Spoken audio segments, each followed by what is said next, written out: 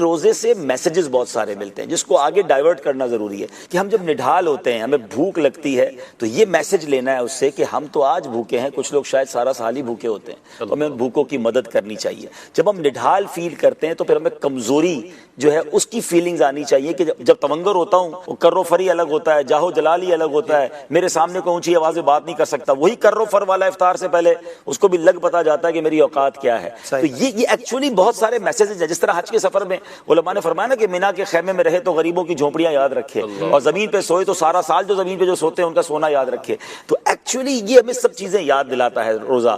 تو اللہ کرے کہ ہم رمضان کی ان تمام ساعتوں سے وہ سب چیزیں لیں جو بعد میں رمضان کے بعد بھی ریفلیکٹ کریں ہماری پرسنالٹی میں۔ آج افطار کے وقت جب آپ کی نکاحت والی کیفیت ہو تو سوچیں کہ جو لوگ بیچارے کمزور ہیں وہ کمزوری میں کچھ نہیں کر سکتے، ہمیں ان کمزوروں کو دبانا نہیں چاہیے، ان کا ہاتھ پکڑنا چاہیے، ان کا سہارا بننا چاہیے۔ گلاس ہاتھ میں ہوتا ہے اور اذان ہو جائے یا سحری کا وقت ختم ہو جائے، کنفرم ہو جائے تو لوگ گلاس رکھ دیتے ہیں۔ کتنا خوبصورت لگتا ہے کہ اللہ کی کیا بندگی کا منظر ہے کہ ہاتھ میں گلاس ہے مگر اب وقت پورا ہو گیا۔ مطلب یہ اس کو اگر عشق والی بات کرے نا، کبھی کبھی کہتے ہیں کچھ باتیں الفاظ میں بیان نہیں ہو سکتی ہیں لیکن اگر فیلنگ کے ساتھ بندہ محسوس کرے نا تو اس میں جو بندگی کا مزہ ہے نا کہ جب تک وقت تھا، جب تک رب کی رضا تھی میں کھا رہا ہوں، اور اب میرے سامنے کھانا پڑا اور میں نے ہاتھ، یہ غلامی کا ایک انداز، کیسا غلامی کا انداز ہے یہ۔ مالک نے جب تک کہا تھا کھایا، جب روک دیا، ہاں اس کو محسوس کرے تو اس کا مزہ ہی اور ہے۔ وہ حج میں جو کہتے ہیں نا کہ جب عرفات پہنچنا ہے تو اس وقت پہنچنا ہے، ہماری نہیں چلنی، جب نکلنا ہے تو پھر نکلنا ہے۔ بندگی کا ایک ایسا عنصر ہے جس کا لطف لے بندہ رمضان میں،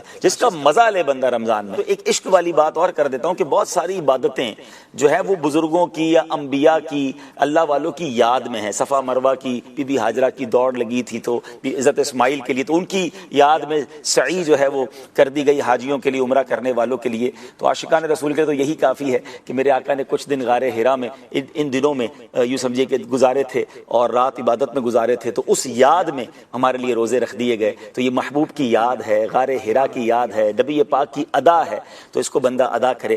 اور پھر ایک جو خوبصورت حدیث پاک جس کا مضمون یہ ہے کہ اللہ فرماتا ہے کہ روزہ دار کے لیے جو جزا ہے، جو اس کا ثواب ہے، اس کی جزا میں خود دوں گا۔ اب اس کے دو معنی علماء نے بیان کیا، اجزا بھی یا اجزا بھی، میں کہ میں اس کی جزا خود ہوں۔